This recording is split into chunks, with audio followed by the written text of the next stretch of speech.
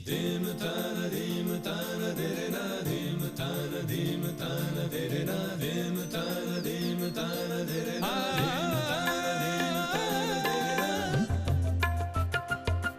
है योग यात्रा, ये संयोग यात्रा, ये है योग यात्रा।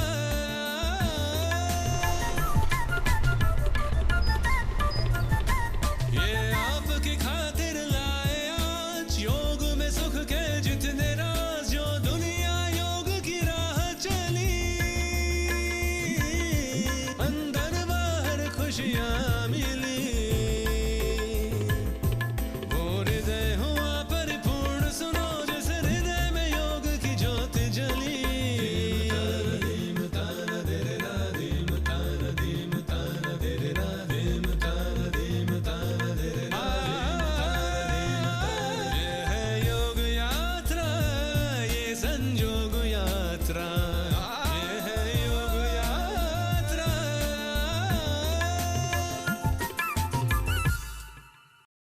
नमस्कार।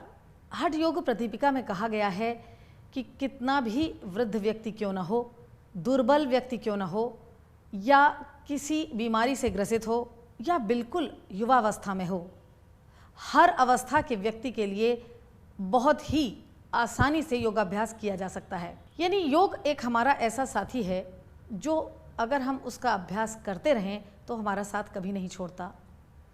इसके अलावा जो जिस लेवल का है, यानी अगर युवा है, वृद्ध है, किसी बीमारी से ग्रसित है या बहुत ही दुर्बल है, वो उस स्तर से उठने का कार्यक्रम कर सकता है। एकमात्र विषय के अभ्यास से इतने फायदे हैं, तो चलिए क्यों ना हम इसे अपनी ज़िंदगी का एक अमूल्य हिस्सा बना लें। आज के इस एपिसोड में हम आपको सेतुबंध सर्वांगासन के एवोल्यूशनरी फॉर्म को सिखाना चाहेंगे। तो चलिए सीखते हैं सेतुबंध सर्वांगासन का एवोल्यूशन कैसे होता है।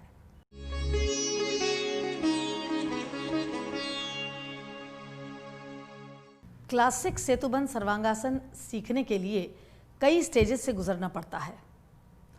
फाइनलिटी से पहुंचने से पहले चतुष्पाद आसन का अभ्यास में आना अति आवश्यक है। तो हम आपको सेतुबंध सर्वांगासन के क्लासिक फॉर्म में पहुंचने से पहले चतुष्पाद आसन के जरिए उसकी प्रिपरेशन सिखा रहे हैं। आप दंडासन में बैठेंगे और फिर पीठ के बल लेट जाएंगे। लेटने के बाद आप अपने दोनों पैरों को मोड़ेंगे और हील्स को बटक बोन के जितने करीब ला सकें लाएंगे। फिर दोनों एंकल्स को बाहर की ओर से पकड़ेंगे। आप देख सकते हैं इसमें शोल्डर्स कैसे रोल हो रहे हैं। और फिर सांस लेते हुए आप अपने बटक को उठाएंगे। ये उठाने की क्रिया आपकी मैक्सिमम होनी चाहिए और कोशिश ये रहनी चाहिए कि घुटने आपके करीब रहें, यानी outer knee in line with the outer hip joint. यदि आप ये कर रहे हैं तो ध्यान रखिए कि आपकी चेस्ट की ओपनिंग पूरी होगी, sternum perpendicular to the floor होगी। यदि ये करना आपके लिए इतना भी मुश्किल है तो आप थोड़े दिनों के अभ्यास में पंजों पे रह सकते हैं और एड़ी उठा सकते हैं। इससे पोज लाइट हो जाता है और आपकी स्पाइन में धीरे धीरे मोबिलिटी आने लगती है। लेकिन चतुष्पाद आसन फाइनल जो है, एड़ी नीचे रखिए राकेश, ये सीखना अनिवार्य है यदि आप सेतुबंध क्लासिक सीखना चाहते हैं। तो इस तरह से आप देख सकते हैं शोल्डर की प्रिपरेशन, लंबर स्पाइन की प्रिपरेशन, बटक बोन की प्रिपरेशन, नी की प्रिपरेशन चतुष्पाद आसन कराता है। फिर आप सांस छोड़ते हुए अपने शरीर को नीचे लाएंगे, नीज जोड़ेंगे, हाथ छोड़ देंगे, पैर अलग हैं, नीज जुड़े हैं। ये ऐसा हम इसलिए करते हैं ताकि आपकी लंबोसैक्रम स्पाइन ज़मीन पर ठहराव के साथ टिकी रहे और दर्द ना हो। फिर आप दाईं करवट लेंगे और धीमे से उठ जाएंगे और फिर दंडासन में अपने को स्थापित करेंगे। ये एक बहुत ही इम्पॉर्टेंट पेन अल्टीमेट स्टेज का आसन है जो आपको सेतुबंध सर्वांगासन की ओर, क्लासिक पोज की ओर ले जाता है।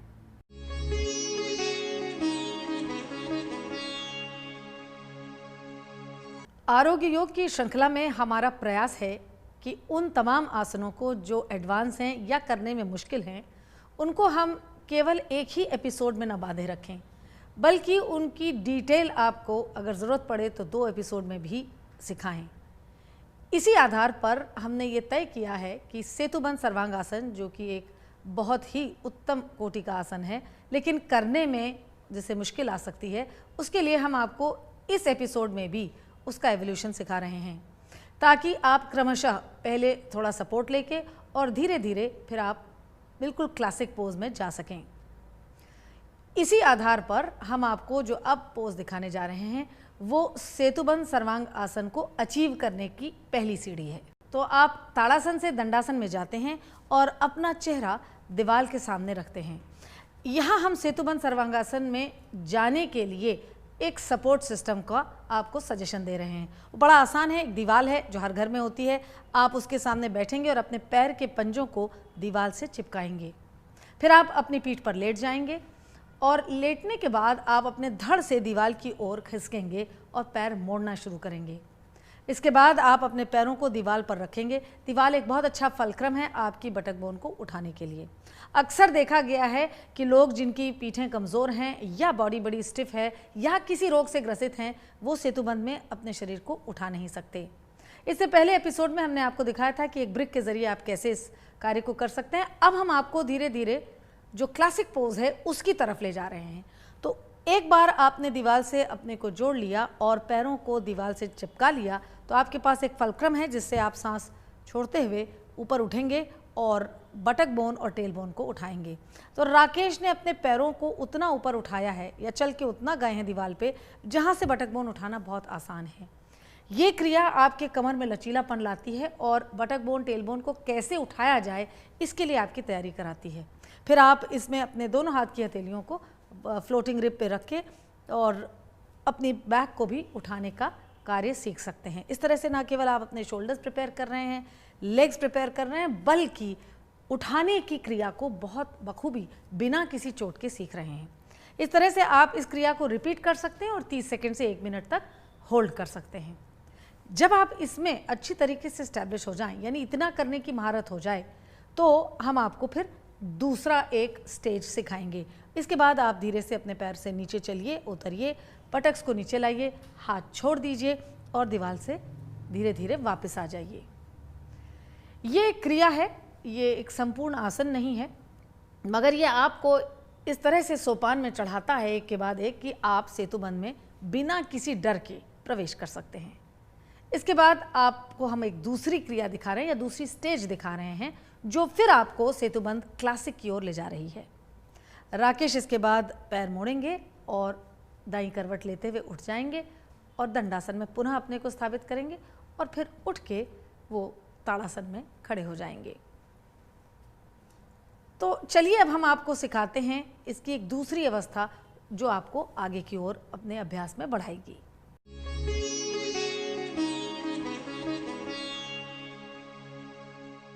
अब हम आपको सेतुबंध सर्वांगासन में जाने की एक ऐसी स्टेज सिखा रहे हैं जो आपके कॉन्फिडेंस लेवल को बहुत बढ़ाती है। मुझे भली प्रकार याद है कि जब मैं सीख रही थी इस आसन को और मेरी पीठ में चोट होने की वजह से एक बहुत ही भय रहता था कि कमर उठाएंगे कैसे। जब बीके सायंगर जी ने मुझे ये एक स्टेज सिखाई कि यहाँ से तुम अपनी यात्रा शुरू करोगी, तो न केवल मुझे बड़ा उत्साह हुआ बल्कि ये भरोसा हुआ कि एक न एक दिन मेरे जैसा शरीर जो बहुत चोट लगा हुआ है वो भी इसके क्लासिक पोज तक पहुंच सकेगा। हमारी ये बहुत भरपूर कोशिश है कि उन तमाम लोगों तक हम ये बात पहुंचा सकें जो कहीं ये मन में बैठा चुके हैं कि वो कमज़ोर हैं, शिथिल हैं या इतने ज़्यादा स्टिफ हैं कि वो कठिन पोज नहीं कर सकते। ऐसा बिल्कुल सच नहीं है। सच तो ये है कि इन इम्प्रोवाइजेशंस और इन स्टेजेस को अगर आप क्रमशः अभ्यास करते रहें तो आप कठिन से कठिन पॉस्चर को बड़ी आसानी से अपने अभ्यास में आत्मसात कर सकते हैं। यहाँ हम आपको जो सिखाने जा रहे हैं उसमें आप देख सकते हैं कि दीवार के सामने एक कुर्सी रखी गई है और उसके आगे हमने एक स्टिकी मैट लगाई है ताकि आप फिसले नहीं। और हम अब सुरभि से कहेंगे कि वो पीठ के बल लेटें और अपने पैरों को कुर्सी पे रखें। ये पहली अवस्था है अपने को कुर्सी के सामने स्टेबल करने की। एक बात ध्यान रखें कि जो कुर्सी है वो किसी दीवार के सामने ही रखें और वो ऐसी दीवार हो जो मूवेबल ना हो, क्योंकि इसमें आप कुर्सी पर धक्का देंगे और उसको धक्का दे के आप अपने कार्य को करेंगे। एक बार आप कुर्सी के पास में आ गए, आप देख सकते हैं कि यहाँ बेंट लेग पोजीशन पे सुरभि लेटी हैं, जहाँ इनकी बटक बोन्स बिल्कुल कुर्सी से टच कर रही हैं और उन्होंने कुर्सी के बार्स पकड़ रखे हैं।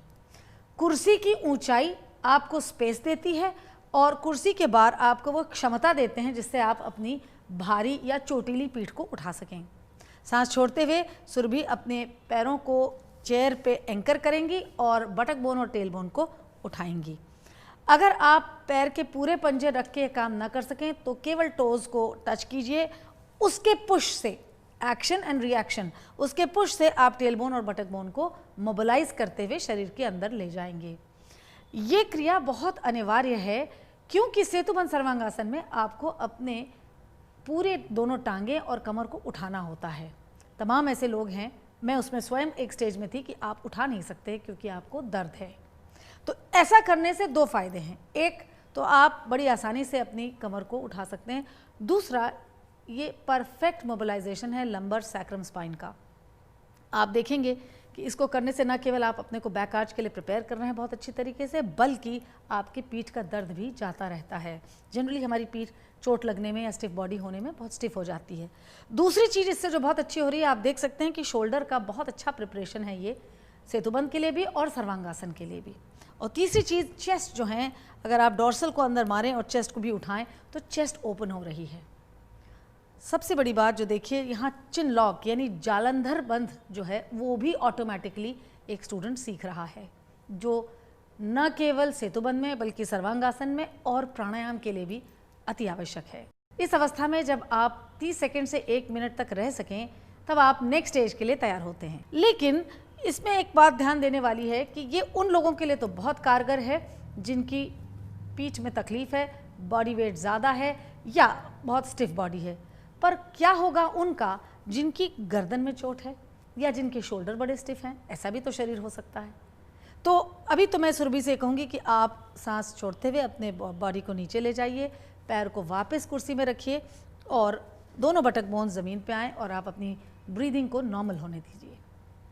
मगर इसके साथ ही हम आपको इसके बाद ये सिखाएंगे कि अगर आपकी गर्दन में चोट हो या कंधे इतने मोबाइल ना हो तो आप इस पोज को कैसे करेंगे, या दोनों ही दिक्कतें हों, कमर में भी हो और गर्दन में भी हो। अब मैं सुरभि से कहूँगी कि आप इस चेयर से बाहर निकले और दाईं करवट लेते हुए आप दंडासन में बैठे। ये हम आपको पहले भी बता चुके हैं कि हमेशा कोशिश रखिए कि दाईं करवट लीजिए, क्योंकि बाएं तरफ हार्ट होता है और हम लेटने की अवस्था से जब उठते हैं तो हम हार्ट को डिस्टर्ब या स्ट्रेन नहीं देते। दंडासन से आप उठ के ताड़ासन में आएंगे और अपने को ताड़ासन में स्थापित करेंगे। इस तरीके से आप एक स्टेज सेतुबंध की सीखते हैं।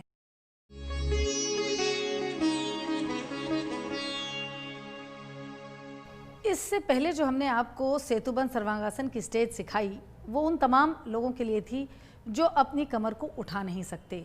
वजह चाहे कुछ भी हो, घुटने में दर्द हो या कमर में इंजरी हो या बहुत स्टिफनेस हो या भय हो या शरीर का कुछ ऐसा गढ़न हो या बनावट हो जिसकी वजह से आप अपने शरीर को उठा नहीं सकते। हमने आपको ये भी कहा कि अगर ऐसा व्यक्ति मिल जाए कि जिसकी कमर में भी चोट हो या स्टिफ हो और गर्दन और कंधे भी कारगर ना हो तो वो क्या करे। सेतुबंध सर्वांगासन इन दोनों ही प्रकार के पेशेंट्स कह लें या व्यक्तियों के लिए बहुत ही अनिवार्य अभ्यास में जोड़ने वाला आसन है। तो यहाँ सीधे ताड़ासन में खड़े होने के बाद आप दंडासन में बैठते हैं इन 3 ब्लैंकेट के ऊपर। ये 3 ब्लैंकेट जो आप देख रहे हैं हमने एक के ऊपर एक बहुत अच्छे से पाइल करके लगाए हैं और कुर्सी से जोड़ के रखे हैं। ये इसलिए है कि ताकि आपकी गर्दन के लिए स्पेस मिले, कंधे का रोलिंग एक्शन हो और कंधे स्क्वीज ना हो, उन पर शरीर का वजन ना पड़े। इसके अलावा एक बात यहाँ बतानी बहुत ज़रूरी है कि जिनको तकलीफ़ होती है, ये मैं बात दावे के साथ कह सकती हूँ क्योंकि मैं भुक्तभोगी हूँ, एक अजीब से डर से वो व्यक्ति ज़िंदगी जीने लगता है। एक भय कि अब आगे क्या होगा और एक भय ये कि मैं करूँगा कैसे। तो उन सब को दिमाग में रखते हुए योगाचार्य जी ने जो ये एक तरीका सिखाया है ये अद्भुत है। इसके बाद आप अपने पैरों को चेयर पे रखेंगे और इस तरीके से कुर्सी पे रखते हैं कि जब आपका धड़ ब्लैंकेट पे आए तो आपके जो C7 है, 7th वर्टिब्रा है, वो ब्लैंकेट के फ्रंट एज पे हो और दोनों कंधे फ्रंट एज से कम 1.5 से 2 इंच की दूरी पे अंदर की तरफ हों। ये पोजीशन बनाना बहुत ही आवश्यक है, वरना जिनको गर्दन में तकलीफ है या सर्वाइकल स्पॉन्डिलाइटिस है, जब इस पोज में जाएंगे तो उनकी नेक जैम होने की बहुत संभावना है, क्योंकि बटक उठाना और फिर उस भार को थोड़ी देर तक उठे रहने देना, ये एक सुनने में तो आसान चीज़ है लेकिन करने में इतनी आसान नहीं है।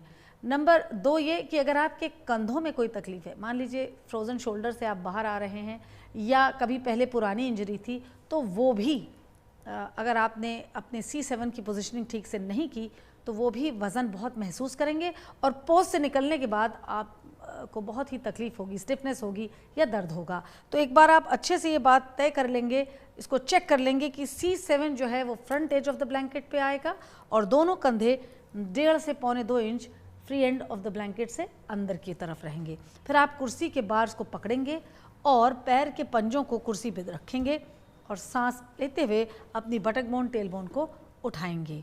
तो देखिए, जैसे जब आशिमा ने अपने शरीर को उठाया, और उठाइए बटक बोन और टेल बोन को आशिमा, और कंधे रोल कीजिए आशिमा पीछे की ओर। जी, तो ये एक बहुत अच्छा एक्शन है जिससे कंधे वापस पीछे की ओर जाते हैं। अगर आपको याद हो तो हमने इस तरह का कुछ बड़ा स्ट्रॉन्ग काम आपको सर्वांगासन से पहले भी करवाया था।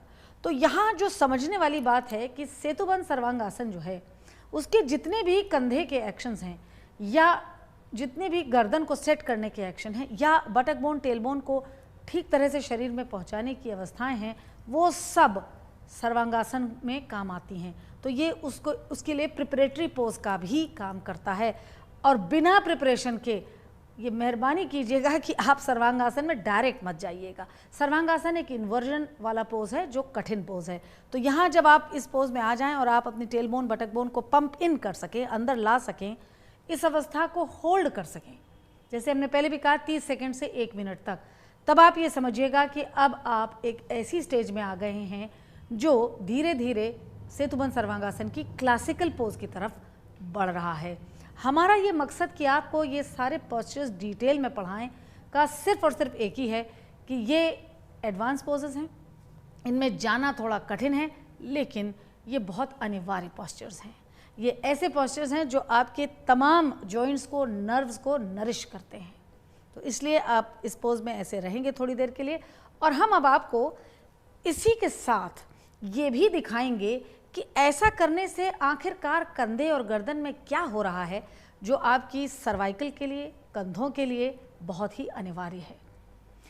ऐसा करने के बाद आप अपने शरीर को एक बार वापस नीचे लाएंगे, पैर के पंजों को चेयर पे रखेंगे और एक बार स्टेबिलिटी आने के बाद आपकी जब ब्रेथ नॉर्मल हो जाए तो दाईं करवट लेते हुए इस पोज से बाहर निकलेंगे। बाहर निकलने के बाद आप ताड़ासन में खड़े होंगे और हम आपको ये ज़रूर दिखाएंगे और समझाएंगे कि एग्जैक्टली इस प्रिपरेशन से हुआ क्या। तो चलिए देखते हैं कि हम किन मसल्स और किन जॉइंट्स पर एक छोटे से आसान से इम्प्रोवाइजेशन के ज़रिए क्या कुछ हासिल कर सकते हैं। तो अक्षमा आप यहाँ आइए और अब मैं अक्षमा से कहूँगी कि अपनी पीठ आपकी तरफ, दर्शकों की तरफ करें ताकि हम आपको दिखा सकें। हमने आपसे ये कहा कि C7 वर्टिब्री आपके front edge of the blanket पे आनी चाहिए। आप अगर ध्यान दें तो जो हमारी ट्रेपेजॉइड मसल है, जो सबसे चौड़ी मसल है, वो दोनों कंधों की ओर से रोम्बॉइडल ऐसे नीचे जाती है। यदि आपके कंधे आगे आ गए तो ट्रेपेजॉइड बल्ज करके नेक पे जाती है, इससे आपको नेक में दर्द होता है। जबकि अगर आप अपने कंधे रोल कीजिए आशिमा, इंटरलॉक करके, इस अवस्था में आपके ये कंधे इस ब्लैंकेट के ऊपर स्टैब्लिश होते हैं, क्योंकि आशिमा ने रॉड पकड़ी है चेयर की और जिसकी वजह से शोल्डर्स, ट्रेपेजॉइड सब नीचे की ओर घूमते हैं। ये नेचुरल फॉर्मेशन है और क्योंकि आप नेचुरल फॉर्मेशन में अपनी बॉडी को उठा रहे हैं तो आप देख सकते हैं नेक की लेंथ बढ़ जाती है, नेक का कर्वेचर वापस आ जाता है। तो तमाम वो लोग जिनको सर्वाइकल की प्रॉब्लम है या कंधे स्टिफ हैं, वो भी इस इम्प्रोवाइजेशन के ज़रिए भली भांति इस पोज को कर सकते हैं। आशिमा, आप अपने हाथ को रिलीज़ कर सकते हैं और वापस ताड़ासन में अपने को स्टैब्लिश कर सकते हैं। अब हम आपको चलिए ले चलते हैं सेतुबंध सर्वांगासन का क्लासिकल फॉर्म सिखाने के लिए। हमने आपको तमाम स्टेजेस में सेतुबंध सर्वांगासन के पास पहुंचने की क्रिया बताई है, लेकिन अब हम क्लासिकल फॉर्म को देखेंगे और सीखेंगे।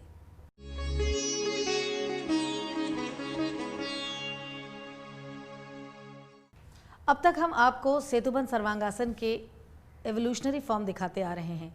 अब हम आपको अंत में सेतुबंध सर्वांगासन में फाइनल पोज में या क्लासिक पोज में कैसे जाया जाता है, इसको सिखाने जा रहे हैं। तो चलिए देखते हैं कि कैसे सेतुबंध सर्वांगासन की आखिरी स्थिति में पहुंचा जा सकता है।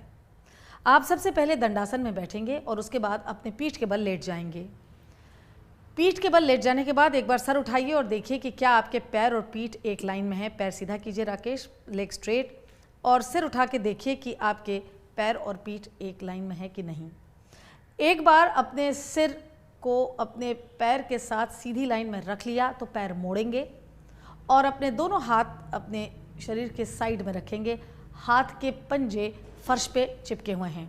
फिर जोर से सांस छोड़ते हुए आप अपने बटक बोन, टेल बोन को उठाएंगे मैक्सिमम, और अपने हाथ की हथेलियों से लोअर रिब्स को वैसे ही सपोर्ट करेंगे जैसे सर्वांगासन में हमने आपको सिखाया है।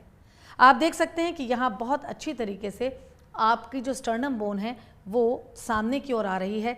इस हद तक आपको अपनी स्टर्नम बोन को सामने लाना है कि वो लगभग परपेंडिकुलर फर्श से हो जाए। अगर आप पूरा नहीं चल सकते तो पैर के पंजों पर रख के जितना मैक्सिमम चल सकते हैं आप अंदर की ओर आएंगे।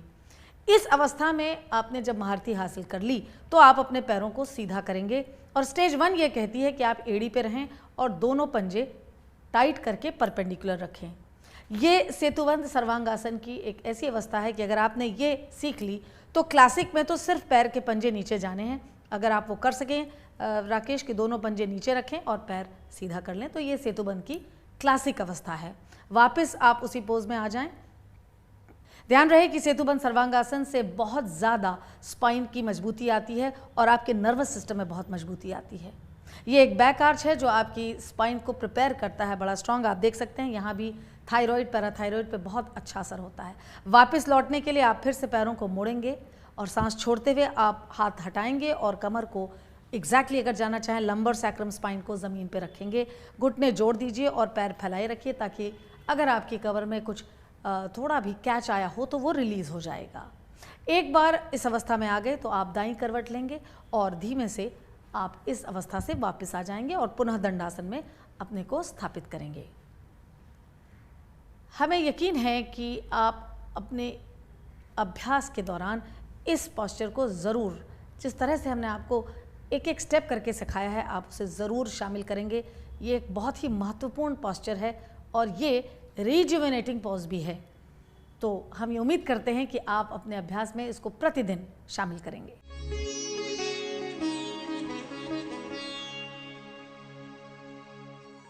यूँ तो हम आपको हर एपिसोड में योग से मिलने वाले फ़ायदे गिना रहे हैं, समझा रहे हैं और सिखा रहे हैं, मगर हम एक बात और भी बहुत ही ज़ोर लगा के कहते आ रहे हैं कि अगर आपको कोई भी बीमारी है, उसका इलाज चल रहा है और आप किसी डॉक्टर की निगरानी में दवाइयों का सेवन कर रहे हैं तो उन्हें न रोकें और न ही डिस्टर्ब करें। योग के ज़रिए धीरे धीरे जैसे जैसे आपकी सेहत बेहतर होती जाएगी, स्वयं ही आपके डॉक्टर आपकी दवा कम करने की चेष्टा करेंगे। आप ये एक ऐसा दायित्व अपने हाथ पे ना लें, इससे आपको नुकसान हो सकता है। हमें यकीन है कि आप प्रतिदिन अभ्यास कर रहे हैं और हमारी सलाह को मान रहे हैं। आपसे फिर मुलाकात होगी, तब तक के लिए नमस्कार।